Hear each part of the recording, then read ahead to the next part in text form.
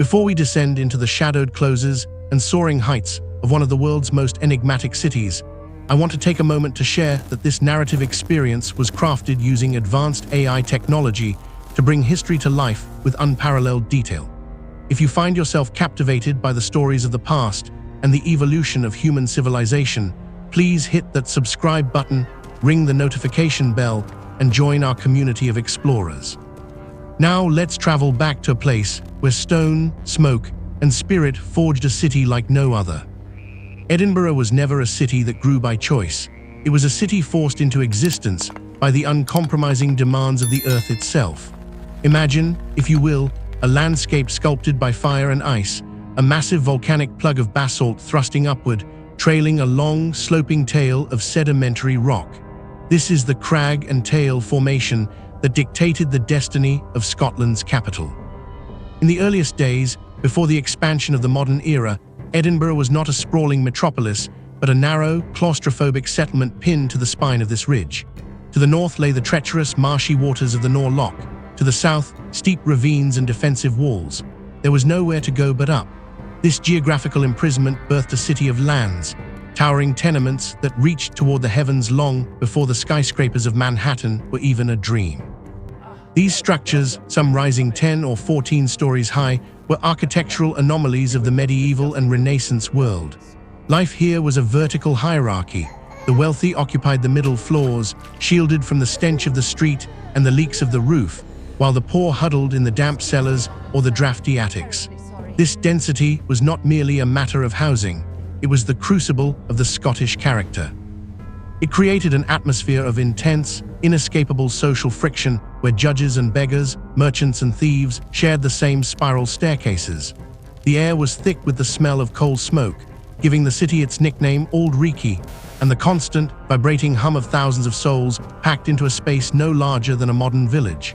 This was a city defined by constraint, where every inch of stone was a victory over the void, and every breath was shared with a neighbor. The economy was built on this proximity. Markets were not destinations, but the very fabric of the streets, and trade was conducted in the shadow of towering stone walls that seemed to lean in, whispering the secrets of 1,000 years. Looking upward from the crowded gutters of the ridge, one's eyes inevitably rest upon the rock, the massive, blackened pedestal upon which Edinburgh Castle sits. This is not a monument built for aesthetic pleasure. It is a living presence, a geological manifestation of power. The castle does not sit on the rock, it emerges from it, the masonry of the half-moon battery and the David's Tower blending so seamlessly with the volcanic basalt that it is difficult to tell where nature ends and human ambition begins.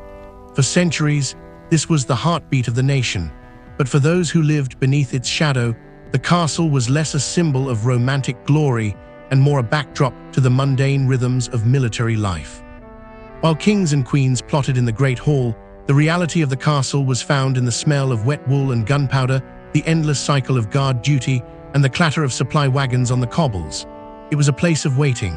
It was a fortress that saw more sieges than almost any other in Europe, yet its true history is written in the maintenance logs and the routine of the garrison. Power, in this context, was not a distant myth, but a physical weight. The 1 o'clock gun might be a tourist attraction today, but in the past, the castle's presence was a constant reminder of the state's monopoly on violence and protection. The economy of the city was tethered to this rock. The castle required grain, leather, iron, and wine, driving the trade of the Royal Mile. The castle was the city's anchor, preventing it from drifting into the mists of the North Sea, a silent witness to the shift from feudal warlords to the structured governance of the modern age. Stepping through the portcullis gate, the perspective shifts from the grand silhouette of the rock to the intimate, almost suffocating enclosure of the castle interior. Here, authority is not a spectacle, it is a system. The scale tightens into a labyrinth of courtyards and functional buildings. This was a workplace, a high-altitude office of the Scottish state. Within these walls, the honours of Scotland, the crown jewels were hidden, and the stone of destiny was guarded, but the daily reality was one of administration. The royal palace within the castle walls was surprisingly modest, reflecting a monarchy that was often cash-poor and perpetually on the defensive. Life inside was defined by the thickness of the stone and the narrowness of the windows. It was a place of ritualized movement, where the king's presence was managed through a series of increasingly private chambers. This grounding of political power in human routine is essential to understanding Edinburgh. It was never a city of sprawling plazas like Paris or Rome. It was a city of rooms. The castle's internal life mirrored the city's verticality. Space was at a premium, and every courtyard served a dual purpose of defense and utility. This was where the myth of the Scottish crown met the reality of the Scottish weather. The dampness of the stone and the howling winds off the Firth of Forth leveled the playing field between the monarch and the foot soldier. It reminds us that even the highest seats of power are subject to the constraints of the environment, a theme that resonates throughout Edinburgh's history. As we descend the long, sloping tail of the Royal Mile, the defensive tension of the castle begins to thaw, giving way to the ceremonial grace of Holyrood House. This is the city's other anchor, a palace born not of war, but of a desire for presence and ritual. Where the castle is a clenched fist of basalt, Holyrood is an open hand. Positioned at the foot of the ridge, adjacent to the sprawling green expanse of Arthur's Seat and the Holyrood Park, the palace represents a different philosophy of rule. This was the residence of the Stuart monarchs, a place where the proximity to the countryside offered a breath of air that the congested old town could never provide. The relationship between authority and space here is less about holding ground and more about the performance of governance. The palace, with its rhythmic facades and classical courtyards, speaks to a Scotland that wished to engage with the wider European Renaissance. It was the site of the tragic reign of Mary, Queen of Scots, and the lavish courts of James IV. The economy of this end of the street was different. It was the economy of the Canongate, a separate borough where the nobility built their townhouses or hotels surrounded by gardens. Holyrood reminds us that power requires two faces, the fortress to protect it and the palace to project it. The transition from the castle to Holyrood is a journey from survival to sophistication, a physical manifestation of a nation trying to define its place in the world. Tucked beside the splendor of the palace lies the haunting ruin of Holyrood Abbey. If the palace is the body of Scottish royalty, the abbey is its soul, and like many things in Edinburgh, that soul bears the scars of deep transition. Once one of the grandest medieval abbeys in Scotland, it served as the site of royal coronations, marriages, and burials. However, the Reformation of the 16th century brought a seismic shift in the city's religious and political landscape. As the nation turned toward Presbyterianism, the grand, idolatrous structures of the Catholic past were often left to the mercy of the elements. The abbey's roof eventually collapsed in the 18th century, leaving a Gothic skeleton open to the Scottish sky. This segment of the city's history is a poignant study in how power fades.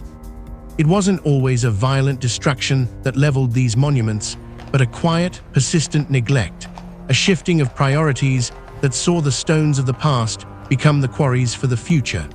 The ruin stands as a memento mori, a reminder that the structures we believe to be eternal are often just one political shift away from obsolescence. The abbey's decline mirrored the declining power of the church in the face of a rising secular and political order, showing us that history often erodes quietly, one falling stone at a time, until only a memory of grandeur remains. To understand the isolation of the old town, one must understand the Nor Loch. Today, this is the site of the lush Prince's Street Gardens, but for centuries, it was a stagnant, man-made body of water that served as the city's northern moat. Created by damming the marshlands to provide a defensive barrier, the Nor Loch was a stroke of military genius that became a civic nightmare. As the city grew more crowded, the loch became the repository for all of Edinburgh's waste. It was a dark, putrid mirror of the city's filth, a place where the runoff from slaughterhouses and the gardaloo of the tenements collected into a toxic sludge. This body of water was both a protector and a prison. It prevented the city from expanding northward, forcing the population to pack tighter and build higher on the ridge. The Nor Loch is a classic example of how a solution for one generation becomes a burden for the next. It was a barrier not just to physical movement, but to the psychological health of the city. The stench of the loch was a constant reminder of the city's limitations, a literal and metaphorical drain on the potential of the Scottish Enlightenment. It represents the burden of the past, the ways in which our ancestors' choices, made in the name of security, can eventually stifle the growth of their descendants. The 1760s marked the most significant psychological and physical turning point in Edinburgh's history, the draining of the Nor Loch and the construction of the North Bridge. This was the moment the city stopped retreating inward and began reaching outward. The draining of the loch was a Herculean task of engineering, but the building of the bridge was an act of pure faith. It was a bridge to nowhere, or at least to a new town that did not yet exist. When the bridge was first built, it actually collapsed during construction, killing 5 people, a tragic omen that some saw as a warning against the city's hubris. But the ambition of the Enlightenment would not be deterred. The new town, designed by the young James Craig, was the antithesis of the old town. Where the old town was organic, vertical, and chaotic, the new town was planned, horizontal, and rational. It featured wide boulevards, neoclassical symmetry, and a sense of order that reflected the philosophies of David Hume and Adam Smith. This expansion redefined the city's relationship with space. It created a dual identity, the old and the new, the heart and the mind. The economy shifted from the cramped stalls of the high street to the grand banking halls and professional offices of the new town. This transition was not just about architecture.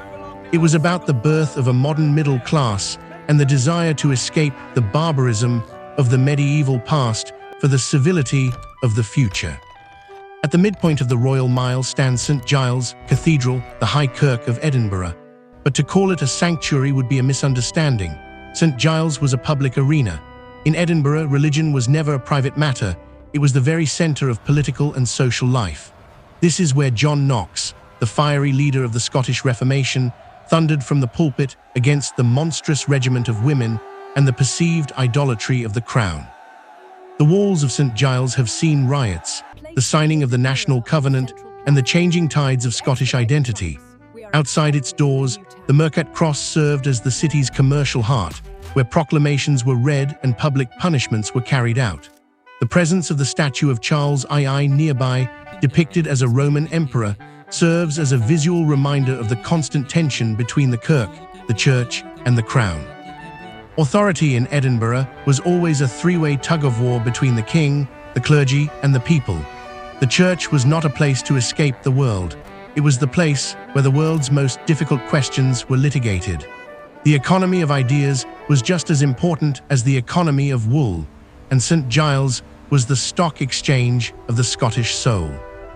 If you want to find the true heart of Edinburgh, you must look to the High Street, the central stretch of the Royal Mile. This was the city's circulatory system. It was a place where churches, markets, law courts, and crowds overlapped without separation. The Tron Kirk, with its distinctive spire, stood as an anchor for this intensity. It wasn't a place of quiet contemplation. It was a church built in the middle of a marketplace. Imagine the cacophony, the shouts of fishmongers, the arguments of lawyers in their black robes, the clatter of horses, and the ringing of bells. There was no zoning in the old town. Everything happened everywhere. This density created a unique cultural friction. It was here that the Scottish Enlightenment was born, not in the halls of ivory towers, but in the crowded taverns and coffee houses where ideas were traded with the same fervor as tobacco. The street was the city's stage, and every citizen was a performer. The economy was visceral. It was based on handshakes and face-to-face interaction in a space so tight that you couldn't help but be influenced by your neighbor's thoughts. This pulse, this great noise, is what gave Edinburgh its vitality, proving that greatness often comes from the most compressed and chaotic environments. One of the most fascinating aspects of Edinburgh is how its character shifts depending on where you stand. From the south, looking up at the castle, the city feels like an impenetrable defensive fortress, a jagged wall of stone against the sky. From the north, across the gardens, it feels like a romantic, transitional landscape, a bridge between the medieval and the modern. This multiplicity of perspective is best seen in the way leisure coexisted with authority. In the shadows of the great fortress, on the Bruntsfield links, people played golf, the quintessential Scottish game. This juxtaposition of the normalcy of life, sport, laughter, family, against the looming, heavy presence of military and political power is a hallmark of the Edinburgh experience. It reminds us that people have always found ways to live, breathe, and play, even in the shadow of giants. The city teaches us that reality is rarely a single narrative. It is a collection of views, some defensive and some open, all existing simultaneously on the same ridge of rock. As the city matured, its focus shifted from defense to the management of society. Buildings like George Heriot's Hospital and the Royal Infirmary represent a growing belief in structure, discipline, and civic improvement. Heriot, with its stunning Renaissance architecture, was founded by Jingland Geordie, the goldsmith to King James VI, as a school for fatherless bairns. The Royal Infirmary, meanwhile, became a world-renowned centre for medical teaching. These institutions reflect a city that was beginning to move beyond the survivalist mindset of the medieval era. The economy was no longer just about trade, it was about the cultivation of human capital. Education and medicine became the new exports of Edinburgh. This shift toward planning and philanthropy shows a city taking responsibility for its own, a transition from power being something that was imposed on the people from the castle, to power being something the people used to improve their own lives. It was the birth of the modern civic state, housed in stone and fueled by the Scottish passion for learning. However, this growing order had a darker side: the gates and the toll booths. The Netherbow Port was the main gate between Edinburgh and the Canongate, a physical bottleneck that controlled the flow of people and goods. Nearby stood the old toll booth, the city's grim heart of justice and punishment. This was the heart of Midlothian, a prison so loathed that even today, locals spit on the heart-shaped mosaic that marks its former site. Inside these narrow spaces, entry, exit, justice, and execution converged. The proximity of the prison to the bustling market and the Parliament House meant that the consequences of breaking the law were always visible. Confinement was the sharp contrast to the bustling freedom of the streets. This was authority at its most granular level, the power to stop a man at a gate or lock him in a cage. It reminds us that every ordered society has its boundaries and its basements, and that the history of a city is as much about who it keeps out and who it locks up as it is about who it lets in. By the late 18th century, the Old Town had reached a breaking point. It was at its most intense, most crowded, and most vibrant.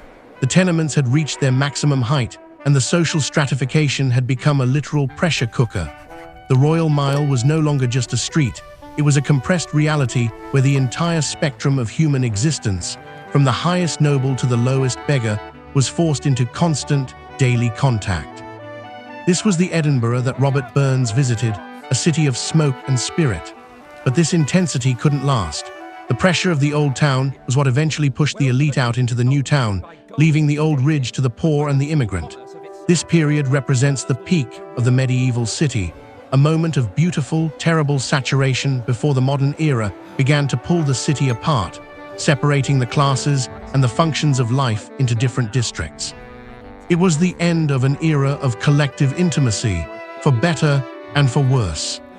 Today, Edinburgh is a city that carries its past forward without erasing it. It is a palimpsest, a parchment that has been written on, erased, and written on again, but where the old marks are still visible if you know where to look. Some places, like the castle and St. Giles, have endured with minimal physical change. Others, like the Nor Loch or the Netherbow Port, survive only in the slopes of the land or the names of the streets. Edinburgh's identity is layered.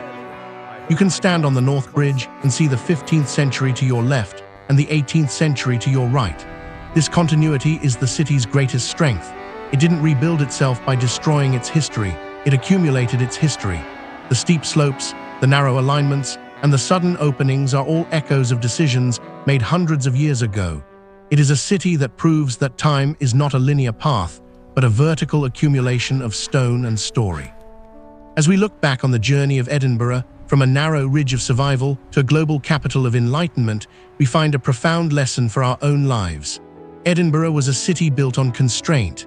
It was the very limitations of its geography, the cliffs, the loch, the walls, that forced it to become something extraordinary. It didn't grow by spreading thin, it grew by digging deep and reaching high. If you enjoyed this deep dive into the stone and spirit of Edinburgh, please subscribe to the channel, share this story with a fellow traveler, and leave your thoughts in the comments below. Until next time, keep exploring the layers of history that make us who we are.